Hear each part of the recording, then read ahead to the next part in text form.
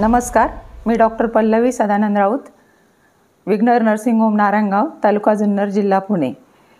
19 September हा जागतिक सर्पदंश जनजागृती दिवस, world snake bite awareness day. सर्पदंश ही एक जागतिक समस्या आहे आणि सर्पदंश हा अचानक होणारा अपघात आहे. सर्पदंशामुळे अनेक व्यक्तींना आपले प्राण गमवावे लागतात. त्यामुळे सर्पदंश हे आपण कसे टाळू शकतो याविषयी सर्वसामान्य ज्ञान सगळ्यांना असणे गरजेचे आहे. सर्पदंश प्रामुख्याने शेतात काम करताना, पाणी भरताना आणि घराबाहेर व घरात काम करताना अशा अनेक प्रसंगी होऊ शकतो. तर सर्पदंश ही एक टाळता येण्याजोगी समस्या आहे. तर ही आपण छोट्या छोट्या गोष्टी जर आपण जाणून घेतल्या तर सर्पदंश आपण टाळू शकतो. पहिलं म्हणजे शेतकरी जेव्हा शेतात काम करतात तर शेतात खुरपणे असो, गवत कापणे असो, हे काम करताना सर्पदंश होतो. काय होतं की शेतकरी महिला जेव्हा काम करतात तर अचानक ते हात घालतात आतमध्ये शेतात गवतात. तर त्यामुळे काय होतं, सर्प असला तर तो घाबरतो आणि आपल्याला दंश करू शकतो. तर शेतात काम करण्या अगोदर जर आपण हातात लांब काठी घेतली, बांबूच्या काठ्या प्रत्येकाजवळ असतात आता शेतकऱ्यांकडे, तर लांब काठी घेतली आणि ती झिगझॅगने आपण जर शेतात व्यवस्थित फिरवली पूर्ण शेतातून, तर तिथे जर सर्प असला तर त्या काठीच्या हालचालीमुळे त्याला वेळ मिळतो आणि मग तो तिथून निघून जाऊ शकतो आणि आपण सर्पदंश टाळू शकतो. शिवाय रात्री आपण शेतात पाणी भरायला शेतकरी जातात. लाईट शेड्यूल असते त्यामुळे लोकांना रात्रीचंही काम शेतात करायला लागते. तर जेव्हा रात्री शेतात जातात तर त्यावेळेस त्यांनी हातात काठी घेतली पाहिजे, टॉर्च जवळ असला पाहिजे, पायात बूट घातले पाहिजे आणि ड्रेससुद्धा त्यांचा फुल आणि जाड कापडाचा असला पाहिजे, जेणेकरून साप जरी चावला तरी त्याच्यातून आपल्याला ते विष कमी प्रमाणात जातं आणि विषबाधा कमी होऊ शकते. तसंच घरात स्वच्छता आपण ठेवली पाहिजे. घरात आणि घराच्या बाहेरील स्वच्छता बरीच महत्त्वाची आहे. घराबाहेर काय होतं की शेतकरी बराच साठवणीचे आपलं सामान असतं ते घराच्या बाहेर साठवतात. त्यामुळे त्या अडचणीच्या ठिकाणी साप जाऊन राहण्याची शक्यता असते. तर कोणतंही सामान तुम्हाला हलवायचं असलं तर आधी काठी घेऊन ते सामान हलवलं पाहिजे काठीने. तर काठीच्या हालचालीने जर साप असला तर तो निघून जाऊ शकतो आणि सर्पदंश आपण टाळू शकतो. तसंच घरामध्ये स्वच्छता ठेवली पाहिजे. घराबाहेर उकिरडा, खरगटे वगैरे शेतकरी महिला बाहेरच टाकतात. तर ते घराबाहेरसुद्धा स्वच्छता ठेवली पाहिजे.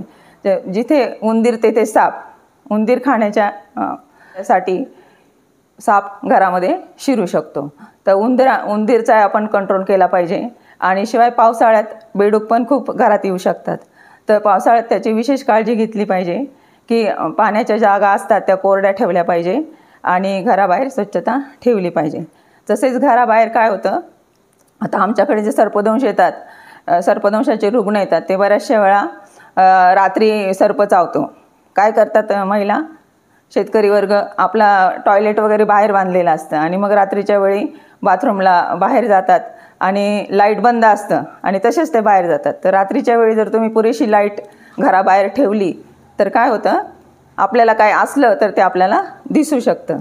नाही तर मग ह्या सर्पदंश होतो आणि मग शेतकऱ्यांचा त्यामध्ये जीव जाण्याचा सुद्धा शक्यता असते. त्यामुळे आपण रात्री पुरेशी लाईट बाहेर ठेवली पाहिजे की जेणेकरून काही ऑब्जेक्ट असला तर तो आपल्याला दिसू शकतो. तसेच घराबाहेर झाडं भरपूर प्रमाणात शेतकरी लावतात. तर त्यासाठी झाडाच्या फांद्या ज्या आहेत त्या आपल्या खिडकीतून आत येऊ शकतात. तर त्या फांद्या आत येणार नाही याची काळजी आपण घेतली पाहिजे. त्या कट केल्या पाहिजेत, कारण साप झाडावर चढून खिडकीतून आत येऊ शकतो आणि अशा वेळेस बऱ्याचशा त्या घटना घडलेल्या आहेत. तर त्या आपण आपल्या ह्या थोड्याशा सावधानी घेतली तर त्या आपण टाळू शकतो.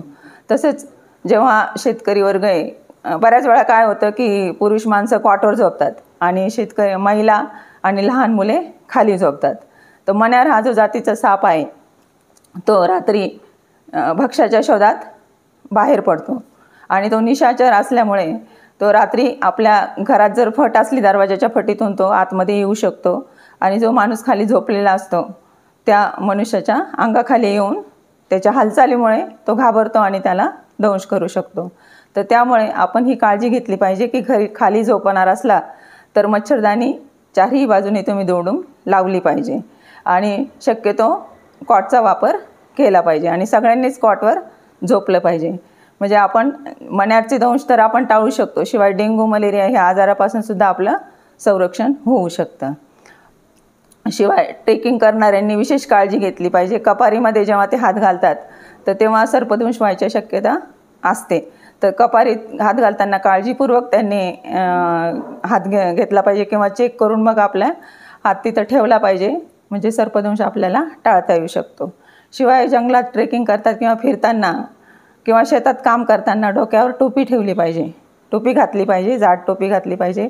झाडावर जर साप असला तर तो डोक्यावर दंश त्यांचा होऊ शकतो.